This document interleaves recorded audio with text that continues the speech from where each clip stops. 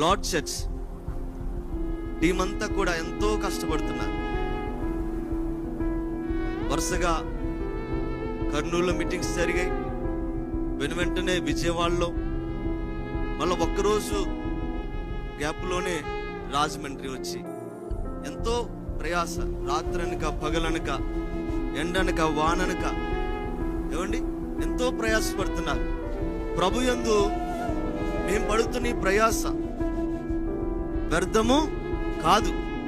ఎందుకు వ్యర్థం కాదంటే దేవుడు ఈ పరిచర్యని చూస్తూ ఉన్నాడు, దేవుడు ఈ ప్రయాసను చూస్తూ ఉన్నాడు.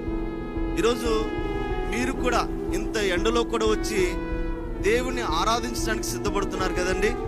మీకు ఒక ప్రయాసలాగా ఉండొచ్చు, కానీ ఈ ప్రయాస వ్యర్థము కాదు.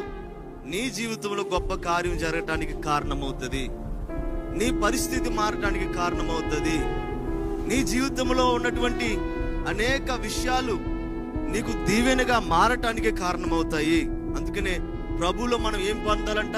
ప్రయాసపడాలి, శ్రమపడాలి. శ్రమ పరుట మనకి మేలంటండి. శ్రమ లేనటువంటి దేవుని బిడ్డలు ఎప్పుడు కూడా దేవుని ఆశీర్వాదాన్ని ఆశించకూడదు. శ్రమ పడితేనే, కష్టపడితేనే, దేవుని కోసం ప్రయాసపడితేనే, గోజాడితేనే, ఆయన పాదాలు పట్టుకొని వేడుకుంటేనే మనకి ఆయన ఆశీర్వాదం దొరుకుతుంది. కష్టమైనా ఆయన సన్నిధిలో ఉండటానికి మనం ఇష్టపడాలి.